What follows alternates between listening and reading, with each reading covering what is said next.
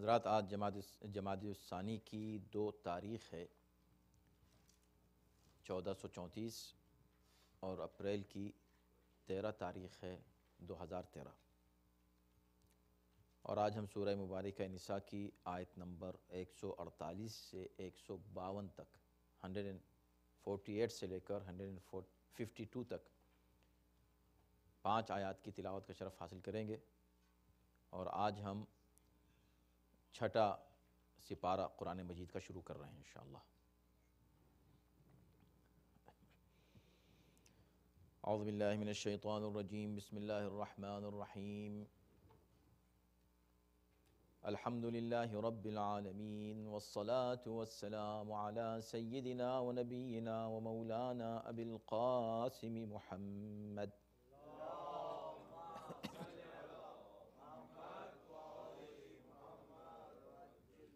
وآلہ الطیبین الطاہرین المعصومین، ولعنۃ اللہ علی اعدائہم اجمعین من الآن الى یوم الدین، اما بعد فقد قال اللہ فی کتابہ الکریم۔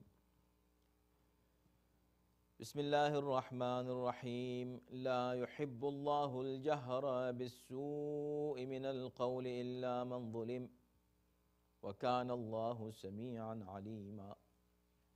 ان تبدوا خيرا او تخفوه او تعفوا عن سوء فإن الله كان عفوا قديرا۔ ان الذين يكفرون بالله ورسله ويريدون ان يفرقوا بين الله ورسله ويقولون نؤمن ببعض ونكفر ببعض ويريدون ان يتخذوا بين ذلك سبيلا، أولئك هم الكافرون حقا واعتدنا للكافرين عذابا مهينا۔ والذين آمنوا بالله ورسله ولم يفرقوا بين أحد منهم أولئك سوف يؤتيهم أجورهم وكان الله غفورا رحيما۔ صدق الله العلي العظيم۔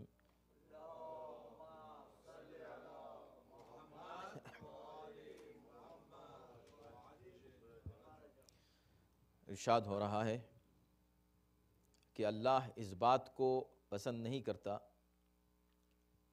کہ کوئی کسی کی علانیہ برائی کرے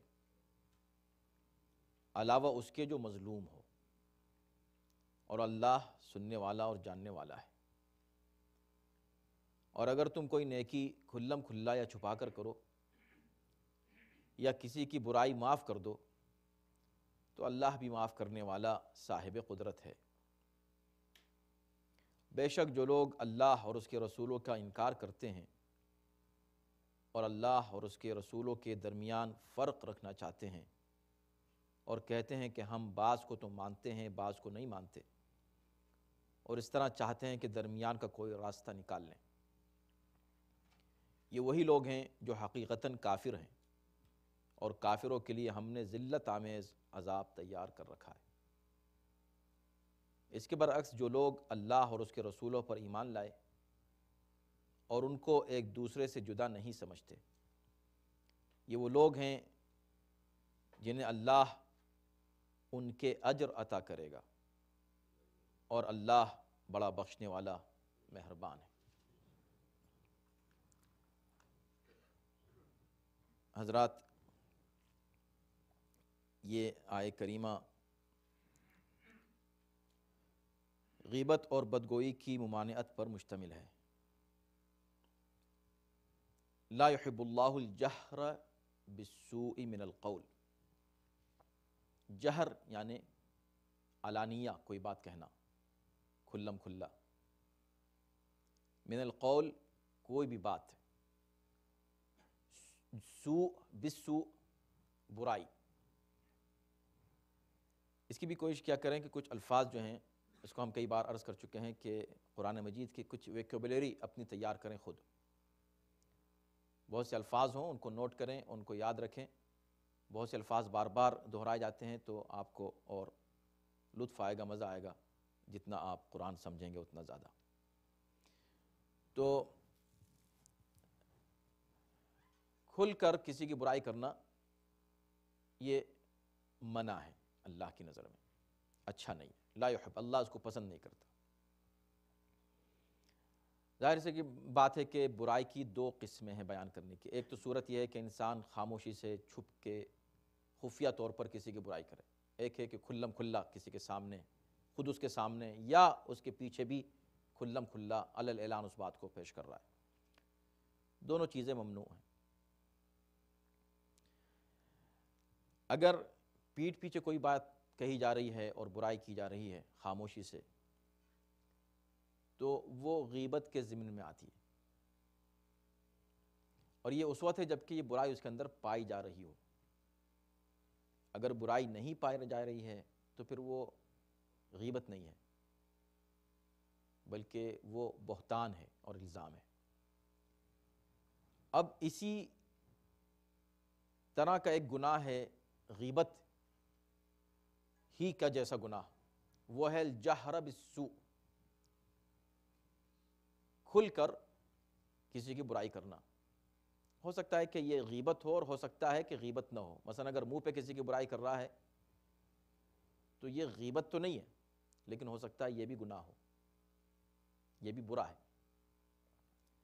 کہ آپ کسی کی برائی اسی کے سامنے لوگوں کے درمیان بیان کر رہے ہیں کھلم کھلا، تو یہ غیبت کی کیٹیگری میں نہیں آئے گا، اس لیے کہ غیبت غیب میں اس کی غیبت میں جبکہ وہ موجود نہیں ہے اس وقت بیان کرنے کو غیبت کہتے ہیں، پیٹھ پیچھے بیک بائٹنگ۔ لیکن آپ سامنے کہہ رہے ہیں تو کہتے ہیں میں تو غیبت نہیں کرتا، میں تو سامنے کہتا ہوں، نہیں، کبھی کبھی سامنے کہنا بھی غلط ہے، یہ کوئی بڑے فخر کی بات نہیں کہ آپ سامنے کہتے ہیں کسی کے۔ اب دیکھیں، یہ چونکہ معاشرے کی برائیوں کو اسلام جڑ سے ختم کر دینا چاہتا ہے، اور اسلام ایک سسٹم ہے رائٹس اینڈ رسپانسبلٹیز کا، حقوق کی حفاظت کرنا چاہتا ہے، انفرادی حقوق اور اجتماعی حقوق۔ تو جتنے بھی احکام ہیں شریعت کے، اس میں اس بات کا لحاظ رکھا گیا ہے کہ سب کو ان کا حق مل جائے اور کسی کی حق تلفی نہ ہو، اسی میں سے ایک یہ حق، اور یہ اخلاقی احکام ہیں۔ یہ سب یہ بات کہی جا رہی ہے کہ دیکھو برائی کیوں تم کسی کی کرتے ہو اننیسیسری، چاہے اس کے پیٹھ پیچھے کرو یا اس کے سامنے کرو، آہستہ کرو یا بلند آواز میں کرو، خفیہ طور پہ کرو یا کھلم کھلا کرو، زبان سے کرو، قلم سے کرو، آج کل تو ای میل ہے، ای میل سے زیادہ اور کون سی چیز ہوگی جو غیبت اور بہتان اور الزام اور اہانت اور ایذاء، یہ سب کچھ آپ کو ای میل میں آرام سے مل جائے گا۔ تو کوئی بھی صورت، اشاروں کنایوں ہی میں صحیح، کسی بھی طریقے سے کسی شخص کی برائی کرنا، یہ کوئی اچھی بات نہیں ہے، اور اسلام اس کو پسند نہیں کرتا، اللہ اس کو لا یحب اللہ، یہاں سے بات شروع ہوتی ہے، اللہ اس کو پسند نہیں کرتا کہ آپ کسی کی اننیسیسری برائی کرنا شروع کر دیں، تاکہ معاشرہ صاف ستھرا رہے اور معاشرے میں امن و امان رہے، ورنہ اس سے کیس پھیل جائے گا۔ اگر اس کی اجازت دے دی گئی کہ ہر شخص کسی کی برائی کر دے، کوئی بات نہیں، برائی کرو، جیسے آپ دیکھتے ہیں کئی اب آج کل یہ بھی ہے کہ بھئی فریڈم آف اسپیچ، اس کو غلط طور پر یوز کیا جائے اگر، اور ایک دوسرے کو ابیوز کیا جائے، تو فریڈم آف اسپیچ کا قانون تو بنایا گیا ہے، لیکن اس کے بعد جب پریشانیاں سامنے آئیں فریڈم آف اسپیچ کی، تو پھر دوسرے ذیلی قوانین بھی بنائے گئے تاکہ اسے روک دیا جائے، وہ ایک الگ موضوع میں اس طرف نہیں جانا چاہ رہا اس وقت۔ تو فریڈم آف اسپیچ فریڈم ہے، لیکن اس کی بھی حدیں ہیں، اس کی اگر حدیں معین نہیں کی جائیں تو بہت بڑا کیس پیدا ہو سکتا ہے۔ تو اسلام نے بھی ایک ایکسیپشن رکھا، فریڈم آف اسپیچ یہاں پر نگیٹیولی بات کی جا رہی ہے دوسرے انداز سے، نہ کرو، وہاں کیا کہا جائے؟ کرو۔ آج کے معاشرہ جو آزاد معاشرے ہیں اس میں کہا جاتا ہے جو چاہے کہو کسی کو، تم آزاد ہو، اس کے بعد جو چاہو کہو کہہ کر جو ایکسیپشن پیش کیا جاتا ہے کہ نہیں، مگر ایسا نہیں ہے، اور اس طرح یہاں پر نہ کہا جائے اور یہ بات نہ کہی جائے۔ قوانین میں اس کے ہیں ایکسیپشنز، ٹی وی پر آپ یہ لفظ استعمال نہیں کر سکتے، آپ یہ الفاظ استعمال نہیں کر سکتے، آپ یہ نہیں کہہ سکتے، آپ کسی کو ابیوز نہیں کر سکتے، وغیرہ وغیرہ۔ اب اسلام نے اس کے برعکس کہا، اسلام نے کہا نہیں، تم کچھ نہیں کر سکتے، تم برائی کسی کی کر ہی نہیں سکتے، مگر اب یہاں ایکسیپشن اس انداز سے پیش کیا، علاوہ ایسے موقع کے جبکہ کوئی شخص مظلوم ہو، اس پر ظلم کیا گیا ہو اور وہ ظالم کے خلاف بات کرنا چاہے تو بالکل پرمیشن ہے، جاؤ خوب کرو۔ کیوں؟ تاکہ ایسا نہ ہو کہ اس حکم اسلامی سے جو ایک اخلاقی حکم ہے کہ بھئی تم کسی کی برائی نہ کرو، اس سے ظالم اور برے لوگ فائدہ اٹھائیں اور سوء استفادہ کرتے ہوئے اپنے ظلم میں اضافہ کریں۔ اور پھر دوسری طرف اسلام چونکہ سب کو حق دینا چاہ رہا ہے نا کہ بھئی کسی کی برائی نہ کرو کا مطلب کیا ہے؟ کسی کی پرائیویسی کو محفوظ رکھنا ہے۔ ٹھیک ہے، اگر آپ کو کسی کی برائی معلوم ہو گئی تو ضروری ہے کہ اس کو اخبار میں دے دیں، ضروری ہے کہ اس کو آپ علل اعلان کہتے پھریں۔ ٹھیک ہے، اس کی برائی اگر آپ کو معلوم ہو گئی تو رہنے دیجئے، آپ دعا کیجئے کہ وہ ٹھیک ہو جائے۔ لیکن اگر مظلوم ہے، کوئی شخص خود مظلوم ہے، اس پر ظلم ہوا ہے، تو اسلام نے ایک کا حق بچانا چاہا لیکن دوسرے کے حق کی پامائلی کی قیمت کے اوپر نہیں۔ بیلنس ہے اسلام میں، توازن ہے، اعتدال ہے اسلامی احکام میں۔ تو کہا کہ دیکھو تم کسی کی برائی مت کرو، لیکن اگر کوئی مظلوم ہے تو اسے حق حاصل ہے کہ اس ظالم کے خلاف جس طرح چاہے، جتنا چاہے، جتنا اس کا پاور اور طاقت رہ گئی ہے مظلومیت کے بعد، جتنا کہہ سکتا ہے ضرور کہے، مظلوم کو حق ہے۔ تو الا من ظلم کر کے استثناء یہاں پیدا کیا گیا۔ اب یہاں یہ الا من ظلم پھر بھی بہت ہی باریک ہے مسئلہ۔ یہ ایک بات یہ ہے کہ بھئی جو شخص کوئی بھی برائی کرے، ظلم کرے، تو کیا ظلم کے خلاف بھی ہم نہ بولیں؟ صرف مظلوم بولے؟ جس پہ ظلم کیا گیا ہے صرف وہ بول سکتا ہے، ہم پہ ظلم نہیں ہوا لیکن ہم کو پتا ہے کہ اس مظلوم پہ ظلم ہوا، تو ہم بولیں کہ نہیں بولیں؟ یہ ہے قرآن مجید کی کچھ آیات ایسی ہیں کہ جن کو ظالموں نے بہت استعمال کیا اپنے فائدے کے لیے، مگر قرآن اس کا موقع ہی نہیں دیتا۔ اگر صاحبان عقل ہیں اور صحیح پڑھنے والے اور سمجھنے والے قرآن کے، تو اس کا موقع نہیں دیتا کہ کوئی قرآنی آیات کو ابیوز کرے یا مس یوز کرے۔ آپ یہ دیکھیں کہ جب یہ بات کہہ دی کہ صرف مظلوم ظالم کے خلاف بات کر سکتا ہے، تو اب سوال یہ ہے کہ جو دوسرے لوگ ہیں، اس لیے کہ مظلوم کیا بات کرے؟ وہ اکیلا، وہ خود جب مظلوم ہے، کبھی ایسا موقع ہوگا کہ مظلوم ہے وہ بات بھی نہیں کر سکتا، اس کو بات کرنے کا بھی کہاں موقع دیتا ہے ظالم؟ ظلم کرتا ہے۔ آج تک آپ دیکھیں 1400 سال ہو گئے یزید کو ظلم کیے ہوئے، آج اگر کوئی حسین کی مظلومیت کا ذکر کرتا ہے تو اس کو روکا جاتا ہے، بدعت ہے، حرام ہے، گناہ ہے۔ تو کہاں ظالم اجازت دیتا ہے اس بات کی کہ مظلوم آہ بھی کرے؟ تو یہ جو استثناء ہے، پھر اس کا کیا فائدہ ہوا بظاہر؟ تو ہاں، یہ ایک اخلاقی حکم جنرل پیش کیا جا رہا ہے، لیکن اس ہر ایک کے احکام، جیسے نماز ہے، حکم دیا کہ نماز پڑھو، تو اس کے احکام ہے کہ نماز کیسے پڑھو، زکوٰۃ دو، زکوٰۃ کیسے کرو، حج کا حکم ہے مگر حج کیسے کرو۔ تو ہر حکم میں شریعت کی تفصیلات ہیں، مسائل ہیں۔ اب یہاں یہ تو ٹھیک ہے کہ بھئی ظالم کے خلاف مظلوم بات کر سکتا ہے، لیکن باقی لوگ کیا کریں؟ دو صورتیں ہوتی ہیں، ایک صورت انڈیویجول ظلم ہے کسی انڈیویجول کے اوپر، اور ایک ظلم ہے جو کلیکٹیو ظلم ہے اور اس کے اثرات پوری ملت پر، امت پر، اور کبھی کبھی انسانیت پر پڑنے والے ہیں۔ ایسی صورت میں جس پر بھی اس کے اثرات آنے والے ہیں وہ سب مظلوم کہلائیں گے۔ تو پہلی بات تو یہ کہ اس آیت کی روشنی میں وہ شخص بھی مظلوم ہے کہ کتنے ہی عرصے بعد کیوں نہیں، مطلب کیوں نہ صحیح، اس کے اوپر اگر اس کی تاثیر ہو رہی ہے اس ظلم کی جو کسی نے پہلے کیا ہے، تو وہ شخص اس کے خلاف بات کر سکتا ہے۔ ایک بات یہ ہو گئی۔ دوسری بات یہ ہے کہ نہیں، اب قرآن مجید کا اسٹائل دیکھیں اور اسلوب دیکھیں۔ اگر اہل بیت سے جدا ہو جائیں اور صحیح جو مفسرین قرآن ہیں ان سے الگ ہو جائیں تو قرآن کو آپ نہیں سمجھ سکتے، اور ایسا محسوس ہوگا کہ جیسے کنٹرڈکشن ہے قرآن میں۔ اب آپ یہ دیکھیے کہ ایک طرف یہ کہا جا رہا ہے کہ ظالم کے خلاف یا کسی شخص کے خلاف، ظالم کے خلاف نہیں، کسی شخص کے خلاف کھلم کھلا بات نہ کرو، صرف مظلوم کر سکتا ہے۔ دوسری طرف قرآن بھرا ہوا ہے لوگوں کی برائی میں۔ فرعون کی کتنی برائی کی ہے قرآن نے،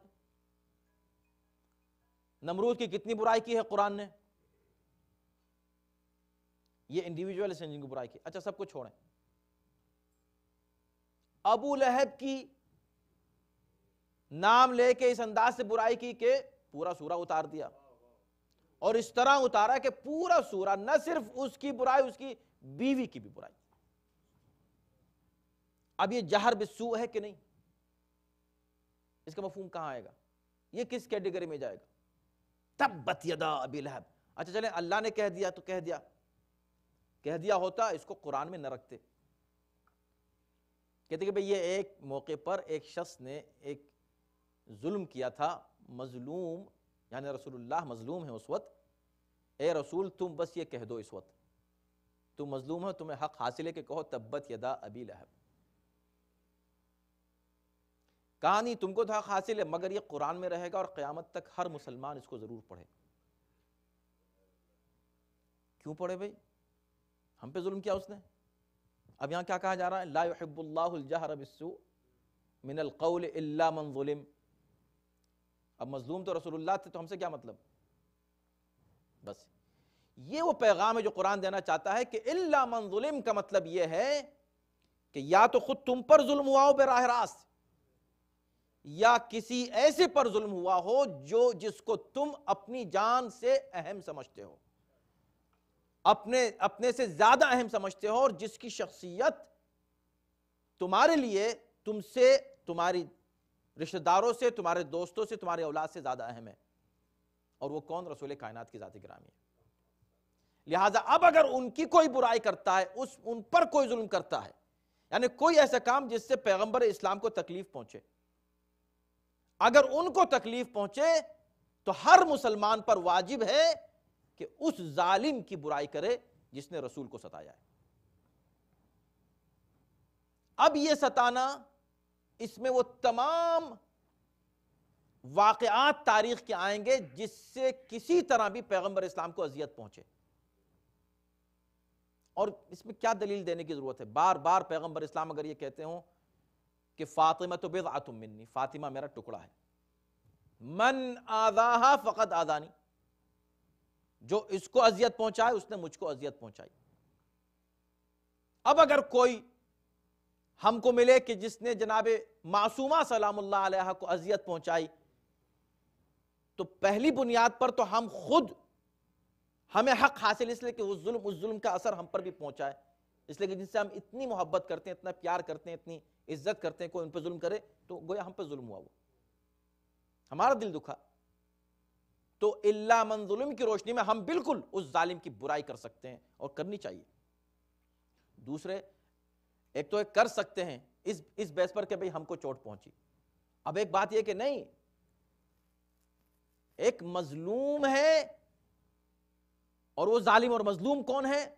رسول اللہ کی ذات گرامی ہے یہاں پر مظلوم، یعنی ظلم رسول اللہ پر کیا گیا ہے، ان کو ایذا پہنچا کر رسول اللہ کو ایذا پہنچائی گئی ہے۔ من اغضبها فقد اغضبنی، جس نے مجھ کو غضبناک کیا، جس نے فاطمہ کو غضبناک کیا، اس نے مجھ کو غضبناک کیا، جس نے فاطمہ کو اذیت دی اس نے مجھ کو اذیت دی۔ اور قرآن سورہ احزاب کی آیت نمبر 34 میں کہتا ہے والذین یؤذون اللہ ورسولہ لعنہم اللہ فی الدنیا والآخرہ، جو اللہ اور رسول کو اذیت پہنچاتے ہیں دنیا و آخرت میں اللہ ان پر لعنت کرتا ہے۔ تو دیکھیں اس آیت سے یہ توہم نہ ہو کہ اس کا مطلب یہ ہے کہ ظالموں کو برا نہ کہا جائے، لعنت نہ کی جائے ظالموں پر، اس کے لیے قرآن مجید بھرا ہوا ہے۔ اور اگر یہی بات ہے تو یا اللہ ایک طرف تو ہمیں حکم دیتا ہے کہ میں پسند نہیں کرتا جہر بالقول، اگر کھل کر کوئی شخص کسی کی برائی کرے، کسی نے برائی کیے کرنے دو، پرائیویسی کو باقی رکھو، تو پھر سورہ تحریم کیا ہے؟ دو خواتین، دو عورتیں کوئی بات پرائیویٹلی کرتی ہیں گھر کے اندر رسول اللہ کے ساتھ، اللہ اس کو قرآن بنا کے نازل کرتا ہے مذمت میں۔ گھر کی بات ہے، پرائیویٹ ایشو ہے، فیملی میٹر ہے، اس کو پوری قوم کے سامنے لانے کی کیا ضرورت ہے؟ کہا یہ مسئلہ میرے رسول کا ہے، نبی کا ہے، نبی پر ظلم کرنے والے کے خلاف ہم بھی بولیں گے اور مسلمانوں کو بھی بولنا ہے، اور اس کو آیت سمجھ کر، قرآن سمجھ کر، کلام الہی سمجھ کے پڑھتے رہنا ہے، جس میں مذمت ہے ان لوگوں کی جو رسول اللہ کو ایذا پہنچائے، چاہے کتنی ہی مقدار میں کیوں نہ صحیح۔ اس کے علاوہ آپ دیکھیں پورا قرآن بھرا ہوا ہے منافقین کی مذمت میں۔ ابھی اس کے بعد کی آیتیں، اس کے فوراً بعد ابھی جو ہم پڑھیں گے آیتیں، اس میں کافروں کی مذمت ہے، اور اس سے پہلے، اسی سے پہلے، انہی آیات سے پہلے آپ نے گزشتہ ہفتے بھی، اس سے پہلے بھی ہفتے منافقین کی مذمت سنی کہ نہیں سنی؟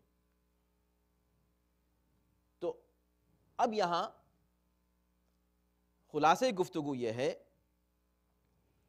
کہ اصل میں اللہ جن حالات میں یہ حکم جن حالات میں لاگو ہوتا ہے اللہ کی طرف سے، وہ یہ ہے کہ کہ unnecessary آپ کسی کے خلاف گفتگو کریں، بات کریں، اور یہ بھی مؤمنین کے خلاف، جو ظالم نہیں ہیں ان سے اگر کوئی برائی ہو گئی ہے تو آپ اس کو کہتے پھریں دوسروں سے، آپ کو یہ حق حاصل نہیں ہے۔ اللہ ستار العیوب ہے، تو آپ بھی لوگوں کے عیوب کو چھپائیے، لیکن اگر ظالم ہے تو بس اب وہاں بات ختم ہو جاتی ہے، یہ اس سے مستثنا ہے۔ اب مظلوم کو حق حاصل ہے کہ ظالم کے خلاف بات کرے، یہ خود براہ راست جو مظلوم ہے وہ، اور معاشرے کی ذمہ داری ہے کہ ظالم کی مذمت کریں۔ جیسے سورہ ہود کی آیت نمبر 113 میں ارشاد ہوا کہ وَلَا تَرْكَنُوا إِلَى الَّذِينَ ظَلَمُوا، جو ظالم ان کی طرف ذرا سا بھی مائل نہ ہونا، تھوڑا سا بھی مائل نہ ہونا۔ ظالم کے خلاف گفتگو کرنی، امیر المومنین علیہ السلام نے یہی فرمایا تھا، کونا للظالم خصما وللمظلوم عونا، ہمیشہ ظالم کے خلاف بات کرنا، مظلوم کا ساتھ دینا، یہ بنیاد ہے اسلامی احکام کی، بنیاد یہ ہے ظالم کے خلاف بات کرو، غیر المغضوب علیہم ولا الضالین کہنا ہے روز تم کو۔ تو بیلنس کہاں ہے؟ یہاں پر ہے کہ جنرل معاشرے میں کیاس نہ پیدا ہو جائے، لوگوں کے حقوق پامال نہ ہو جائیں، unnecessary کسی کو ستاؤ نہیں، کسی کی برائی مت کرو، کسی پہ الزامات نہ لگاؤ، غیبتیں نہ کرو، بہتان نہ باندھو، یہ سارے کام گناہ ہیں، ان کو نہ کرو۔ مظلوم اگر ہے تو بے شک وہ ظالم کی مذمت کر سکتا ہے، وہ بھی ان مسائل میں جس میں ظلم ہوا ہے مظلوم کر سکتا ہے، لیکن اگر دین کا، شریعت کا اور اجتماعی حقوق کا مسئلہ آ جائے، قوم کا مسئلہ آ جائے، اور کوئی ایسا ظالم ہے کہ جس کے ظلم کا اثر قوم پر پڑنے والا ہے، ملت پر آنے والا ہے، دین اس سے متاثر ہونے والا ہے، تو پھر پوری قوم کا فرض ہے کہ اس ظالم کی کھلم کھلا مذمت کریں، اس پر لعنت کریں، اس سے اظہار براعت کریں۔ یہ لازم ہے، یہ قرآنی سٹائل ہے، قرآنی اصول ہے۔ اسی لیے نہ صرف انڈیویجولز کو قرآن نے برا کہا ہے، نہ صرف افراد کی قرآن نے مذمت کی ہے، بلکہ قوموں کی مذمت کی ہے۔ بنی اسرائیل کا پورا قصہ پڑھ لیجئے، قوم عاد، قوم سمود، آل فرعون، ان سب کا تذکرہ قرآن نے کیا ہے، برائی کے ساتھ کیا ہے اور کھلم کھلا، اور قرآن میں چونکہ رکھ دیا ہے تو اب ہم کو بار بار اس کو دہرانا ہے، ان کو برا کہنا ہے۔ اب اس کے بعد کی آیت کہتی ہے کہ ان تبدو خیرن او تخفوہ، یہ اخلاقی تعلیمات ہیں۔ بیلنس میں رہو، ظالم کو برے کو برا کہو، ٹیررسٹ کو ٹیررسٹ کہو، دہشت گرد ہے اس کو دہشت گرد کہو، ظالم کو ظالم کہو، برائی کرو، اس کی مذمت کرو، کنڈم کرو، یہ اپنی جگہ ہے۔ لیکن اگر ظلم نہیں کیا ہے کسی نے کسی پر، اس کی کوئی برائی ہے، ویسے تم کو برائی نظر آ گئی، اب تم unnecessary اس کو پھیلاتے پھر رہے ہو، یا اگر اس نے ظلم بھی کیا ہے، ہو سکتا ہے شرمندہ ہو گیا ہو، بات ختم ہو گئی ہو، آپ سے کیا مطلب؟ آپ کیوں ایسی بات کو پھیلا رہے ہیں جو بات ختم ہو گئی ہو؟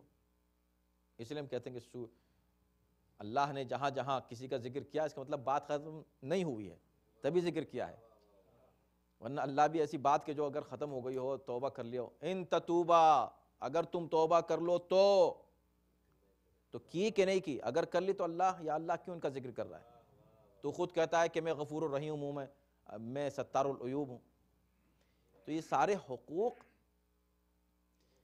ان تمام حقوق کی حدیں ہیں، حدود ہیں، ان کو سمجھنے کی ضرورت ہے۔ ایسے نہیں کہ آدمی ایسے ہی آ جائے کھڑو کہ نماز پڑھ لے، اس کو پتہ ہی نہیں نماز کیسے پڑھی جاتی ہے۔ اسی انداز سے معاشرے میں جو زندگی ہے اس کو کیسے گزارا جائے، دوسرے کے حقوق کیا ہیں، ان کے اصول ہیں۔ غیبت کس کی نہیں کر سکتے، کس کی کر سکتے ہیں، کس کی غیبت مستحب ہے، کس کی غیبت واجب ہے۔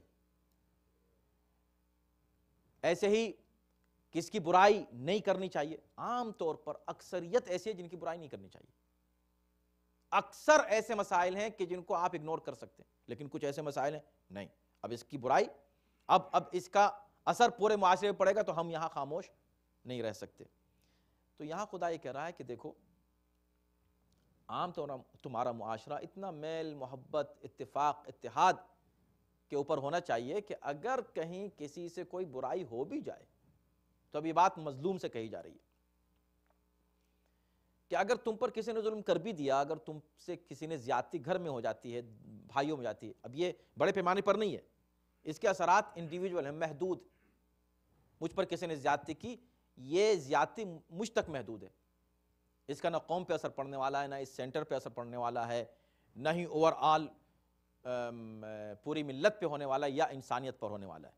ایسا کچھ نہیں ہے، بلکہ مجھ پر ہے، ذاتی طور پر مجھ سے کسی نے برائی کی ہے، میرے ساتھ کسی نے زیادتی کی ہے۔ تو خدا یہ کہتا ہے کہ اب تم اپنی طرف سے نیکی کا برتاؤ رکھو، اس کو کرنے دو برائی،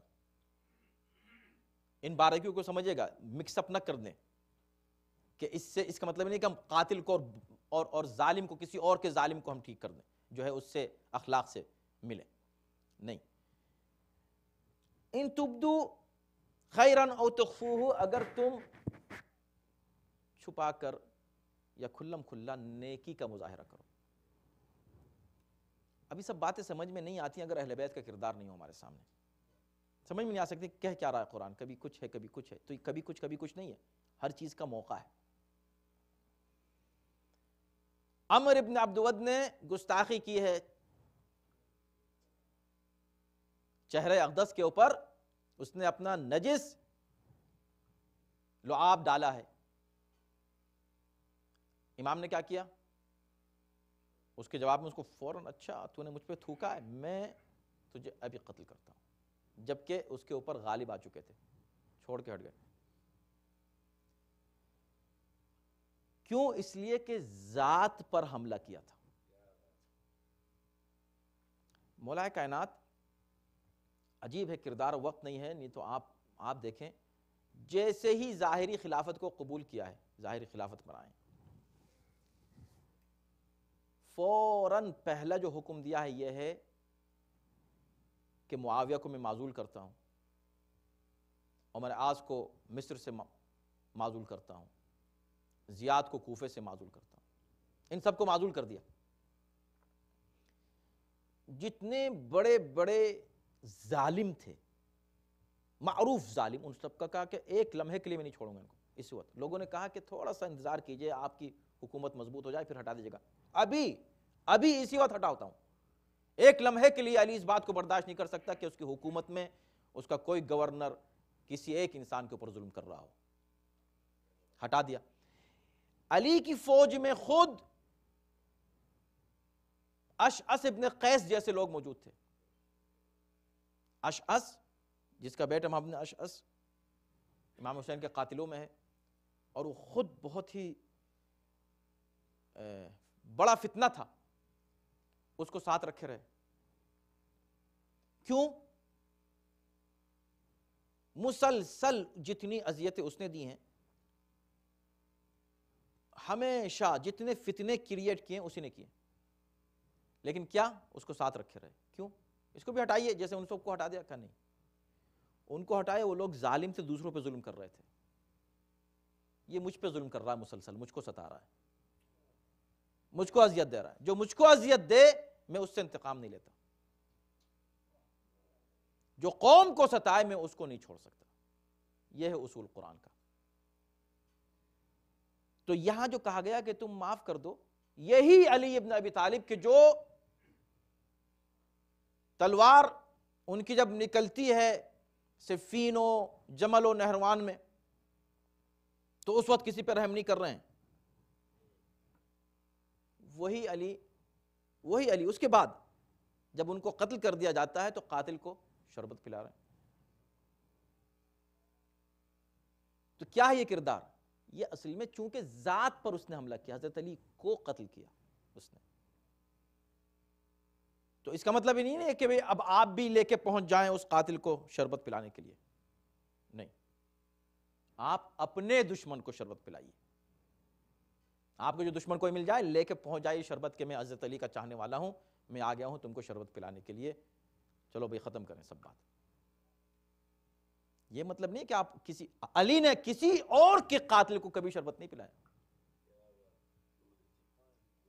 کسی اور کے اوپر ظلم کرنے والے کے ساتھ علی نے اس اخلاق کا مظاہرہ نہیں کیا، بلکہ اس کے لیے بہت سخت رہے کہ میں تو کو چھوڑوں گا نہیں جب تک اس کا حق نہیں دیتے۔ لیکن اپنا حق چھین لیا۔ جو لوگ کہتے ہیں نا کہ اگر جناب سیدہ پہ ظلم ہوا تو حضرت علی کیا کر رہے تھے؟ اپنا مسئلہ تھا، اپنا مسئلہ تھا، اس لیے حضرت علی انتقام کی کیفیت میں نہیں تھے، نہ انتقام لینا چاہتے تھے، صبر کی منزلیں تھیں جو طے کر رہے تھے۔ تو یہاں پر قرآن یہ کہتا ہے کہ تم اپنے معاملات میں، اپنے معاشرے میں اس انداز سے زندگی گزارو، صاف ستھری۔ اگر کوئی برائی کر بھی رہا ہے تو تم اس کو بیان نہ کرو، اگر تم کو بیان کرنا پڑے تو صرف اس صورت میں بیان کر سکتے ہو کہ جب کہ تم مظلوم ہو یا کسی مظلوم کی حمایت میں ایسا کر رہے ہو۔ ان دو صورتوں میں تو تمہارے لیے جائز ہے، ورنہ بہتر یہ ہے کہ اگر تمہارا معاملہ ہے، اپنا ذاتی مسئلہ ہے، تو تم معاف کر دو۔ دیکھیں یہ خود اس لفظ سے ظاہر ہو رہا ہے کہ مسئلہ ذات کا ہے، قوم کا نہیں ہے۔ ان تبدو خیرن، اگر تم نیکی کو کھل کے یا چھپ کے بیان، او تعفو عن سوء، یا کسی کی برائی کو معاف کر دو۔ فإن اللہ کان عفوا قدیرا، تو اللہ تمہارے گناہوں کو بھی معاف کر دے گا، اللہ بھی معاف کرنے والا ہے، صاحب قدرت ہے، اگر تم معاف کر دو۔ اب اگر کسی نے، آپ سوچیں، کوئی ایک شخص کو پتہ چلا فلاں نے فلاں کو قتل کر دیا، ہم کو نیوز ملی، ہم نے کہا اچھا چلو میں معاف کرتا ہوں اس قاتل کو۔ ہم سے کیا مطلب؟ ہم کون ہیں کسی کو معاف کرنے والے؟ تو یہ خود اس بات کی دلیل ہے کہ یہ بات اس سے کہی جا رہی ہے جو خود مظلوم ہے، کہ تم معاف کر دو، نہ کہ قوم معاف کر دے ظالم کو۔ اب آپ یہ سوچیں کہ فاعفو واصفحوا اور بھی آیات ہیں کہ معاف کرو، حتی یاتی اللہ بامرہ، یہاں تک کہ اللہ کا حکم آ جائے، یعنی کہ اللہ پر چھوڑ دو بہت سی چیزوں۔ وفوض امری الی اللہ، اگر تم پر ظلم ہو رہا ہے تو تم اس وقت کامیاب رہو گے کہ جب تم اللہ پر چھوڑ دو۔ اور یہ تجربات ہیں، واقعاً آپ اپنی زندگی میں آپ کے تجربات ہوں گے، اگر کسی ظالم نے آپ پر ذات پر ظلم کیا اور آپ نے چھوڑ دیا اللہ پر، تو اللہ نے اس کو سزا دی ہے اسی دنیا میں۔ وَلْيَعْفُوا وَلْيَصْفَحُوا أَلَا تُحِبُّونَ أَن يَغْفِرَ اللَّهُ لَكُمْ، معاف کرو، لوگوں کو زیادہ سے زیادہ معاف کرنے کی عادت ڈالو۔ جب تم معاف کرو گے تو کیا تم یہ نہیں چاہتے کہ اللہ بھی تم کو معاف کر دے؟ سورہ توبہ، سورہ نور آیت نمبر 22۔ کیا تم نہیں چاہتے کہ اللہ تم کو معاف کر دے؟ اب یہاں پر ایک عجیب بات یہ آتی ہے، چونکہ آج 2 جمادی الثانی ہے، کل شہادت ہے جناب معصومہ سلام اللہ علیہا کی، تو اسی میں یہ بات بھی قابل غور ہے کہ جناب معصومہ پر جو ظلم ہوا اور جو زیادتی ہوئی اور کھلم کھلا ہوئی، اس کے تعلق سے کیا حضرت علی نے ان کو معاف کیا؟ کیا جناب سیدہ نے ان کو معاف کیا؟ نہیں۔ فَلْيَعْفُوا وَلْيَصْفَحُوا عام طور پر حکم ہے، اور یہاں پر یہ ہے کہ او تعفو عن سوء، بہت اچھی بات ہے کہ تم کسی برائی کو معاف کر دو۔ تو اب ظاہر سی بات ہے کہ جب ایک عام آدمی سے یہ بات کہی جا رہی تو بہترین نمونہ عمل ہمارے لیے کون ہے؟ آیات قرآنی پر اور احکام اسلامی پر عمل کر کے دکھانے والے بہترین اسوہ حسنہ ہمارے لیے کون ہے؟ رسول کائنات اور ان کے اہل بیت، ان کے گھر والے، انہی کی بیٹی، رسول کی بیٹی۔ لوگ آتے ہیں معافی مانگنے کے لیے، جنہوں نے زیادتی کی تھی، ظلم کیا تھا، سلام کرتے ہیں تو منہ پھیر لیتی ہیں، جواب بھی نہیں دیتی، آخری لمحے تک ناراض رہتی ہیں اور چلی جاتی ہیں ناراض۔ تو کیوں نہیں معاف کر دیا؟ ایک اچھا اصول قائم کر دیں کہ دیکھو اتنا بڑا ظلم کیا مجھ پر، میں نے معاف کر دیا۔ یہ اس بات کی دلیل ہے کہ جو ظلم ان پر ہوا وہ انڈیویجول ایشو نہیں تھا، اس کا اثر صرف ذات تک محدود رہنے والا نہیں تھا۔ یہ جو ظلم ہوا تھا وہ اصل میں پوری ملت پر ظلم ہوا تھا، دین پر ہوا تھا، اسلام کے ساتھ زیادتی ہوئی ہے، مسلمانوں کے ساتھ زیادتی ہوئی ہے۔ شہزادی نے ان لوگوں کو نہیں معاف کیا جنہوں نے دین پر ظلم کیا، نہ کہ صرف جناب سیدہ پر۔ مسئلہ ذات کا نہیں تھا، ایسا نہیں کہ وہ ذات میں اتنی جذباتی ہو گئی تھیں کہ انہوں نے سلام کا جواب نہیں۔ مسئلہ فدق کا نہیں تھا، مسئلہ ان چیزوں کا نہیں تھا، مسئلہ یہ تھا کہ اس کے اثرات آج تک ہم دیکھ رہے ہیں۔ تو جناب سیدہ نے معاف نہیں کیا۔ ایسا نہیں ہے کہ اس آیت پر عمل نہیں کیا، بلکہ اسی آیت پر عمل کیا، اس لیے کہ معاف کرنے کا حکم ہے ہی اس لیے کہ تاکہ معاشرے سے برائیاں ختم ہوں، اختلافات ختم ہوں، یہ دشمنی اور کینہ ختم ہو۔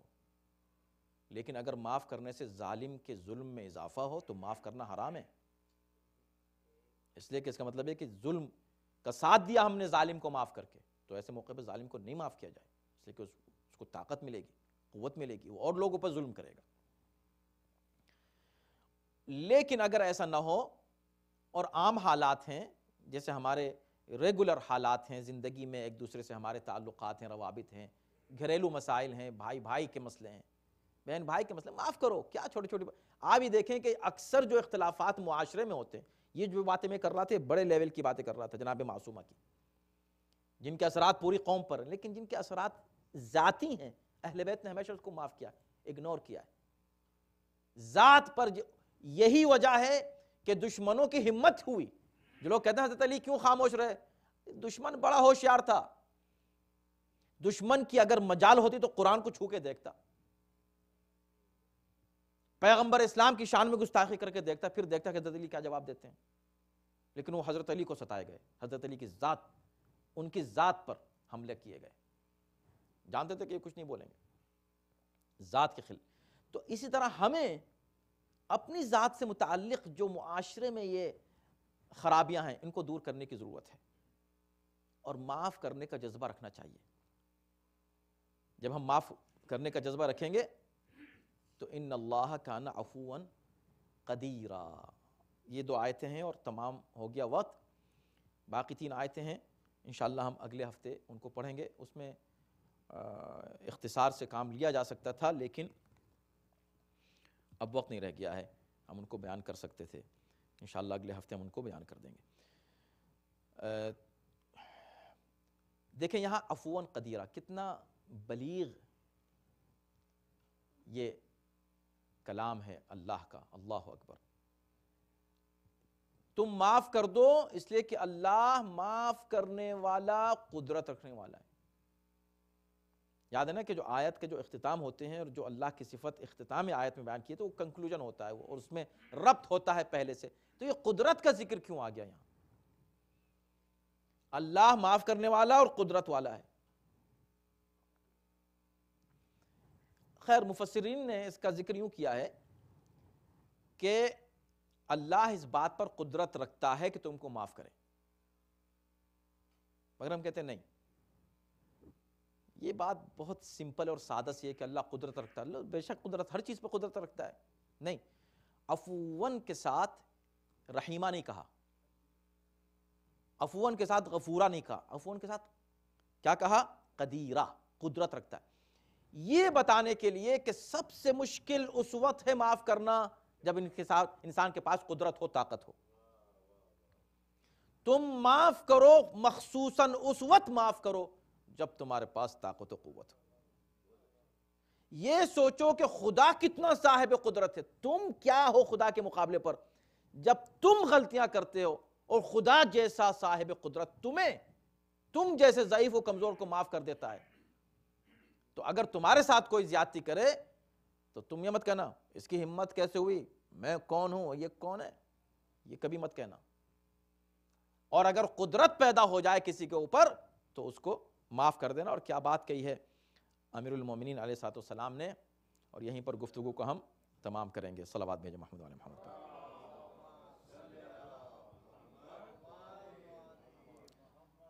کہ اذا قدرت علی عدوک فاجعل العفو عنہ شکرا للقدرت علیہ۔ اگر تمہیں اپنے دشمن پر غلبہ حاصل ہو جائے تو تم اس غلبے کے شکر میں اسے معاف کر دو۔ یہ جو قدرت اللہ نے تم کو دی ہے، طاقت، اس طاقت کا شکر یہ ہے کہ تم اپنے دشمن کو معاف کر دو۔ تو آج کی ان دو آیتوں کا خلاصہ یہ ہے کہ معاشرے کو غیبتوں سے، برائیوں سے، کینے سے، دشمنی سے، ایک دوسرے کے خلاف برائیاں کرنے سے، ایک دوسرے کی برائیاں بیان کرنے سے پاک و صاف رکھنا چاہیے معاشرے کو، اور کسی کے خلاف کھلم کھلا بات نہیں کرنی چاہیے علاوہ ظالم کے۔ صرف ظالم کے خلاف بات کی جا سکتی ہے، اس کے بھی احکام ہیں کہ ظلم اس کا کس لیول کا ہے اور کس حد تک اور کہاں تک بات کی جا سکتی ہے اس کے خلاف۔ اس کے بعد کی آیت میں یہ تھا کہ معاف کرنے کی عادت ڈالو، تو معاف کرو ایسے حالات میں جبکہ تمہارے ساتھ کوئی زیادتی ہوئی ہے تو تم اس کو معاف کرنے کی کوشش کرو، لیکن اگر دوسرے کے ساتھ زیادتی ہوئی ہے اس کو تم معاف مت کرو، اس میں تم ظالم کے خلاف مظلوم کا ساتھ دو۔